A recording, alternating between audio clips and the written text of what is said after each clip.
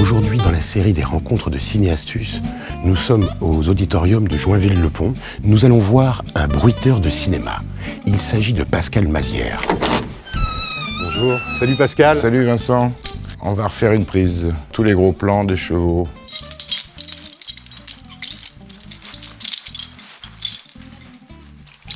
Excuse-nous, mais quand on finit, il faut toujours finir une prise. Salut. Ça va? C'est toujours finir. Toujours aussi magique le bruitage. Bah écoute, tu m'as proposé de venir à Joinville. Et partout où je marche ici, il y a du bruit. Eh oui, c'est fait pour, c'est un auditorium de bruitage, donc tout grince, tout fait du bruit, c'est fait exprès. Un bruiteur, ça fait beaucoup de films par an. J'en ai fait pas mal, oui. Je pense qu'en moyenne, ça va être 10 par an, quoi, sur une vingtaine, 25 ans, je sais pas, à peu près.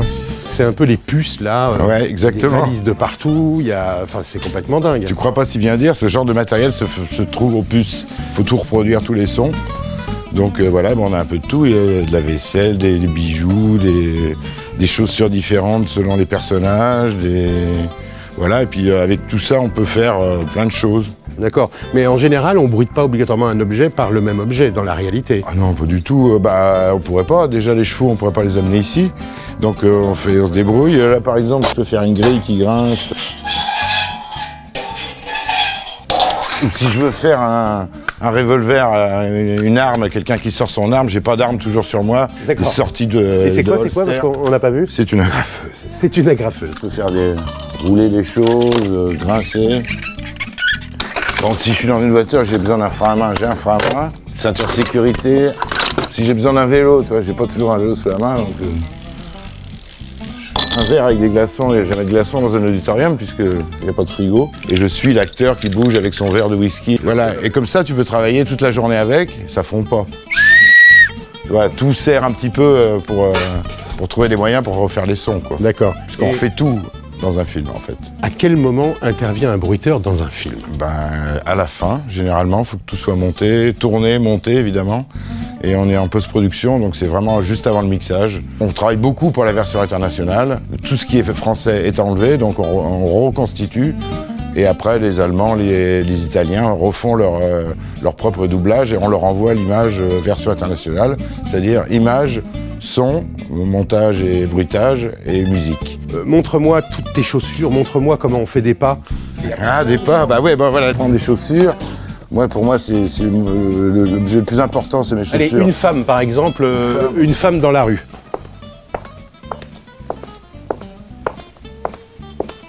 Elle marche tranquillement. Bon, si elle est un peu plus pressée, je vais plus vite.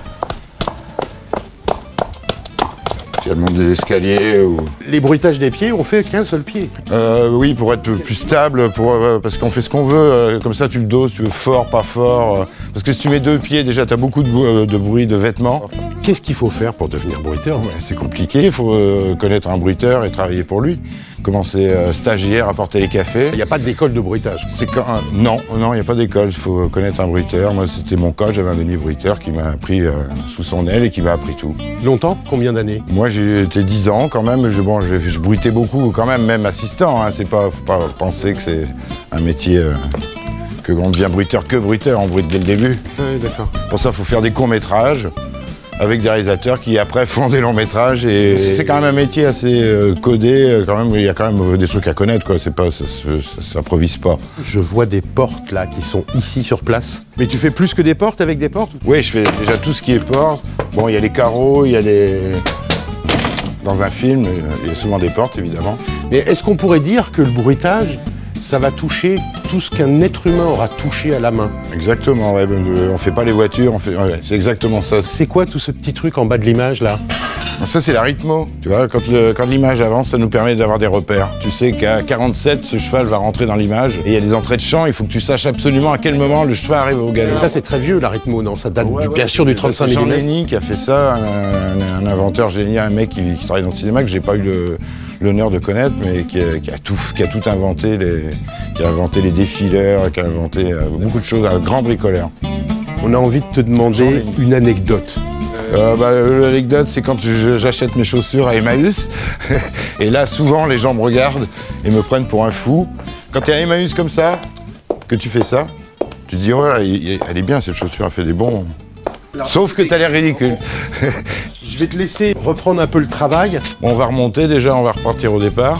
Tu vois, on va tout décomposer en fait. Les chevaux, ils vont être composés, leurs sabots, leur sellerie et leurs morts. Les morts sont déjà faits. Et les taureaux, il faudra aussi que je fasse quelque chose pour les taureaux.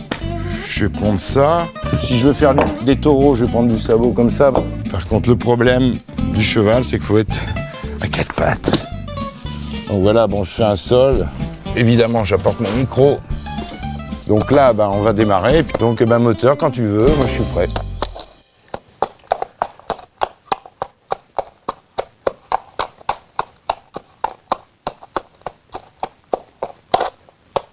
Voilà, il s'arrête. Et là, après, il y a les taureaux. Des fois, les chevaux, je les fais avec mes mains, hein, tout simplement. Tu vois, parce qu'après, tout est mélangé. Le céleri, par exemple, tu vois. Et là, je vais rajouter quand le personnage va passer. D'ailleurs, on va le faire tout de suite, si tu veux. Oui, d'accord, on va l'enregistrer. On fait une prise. Donc, moteur.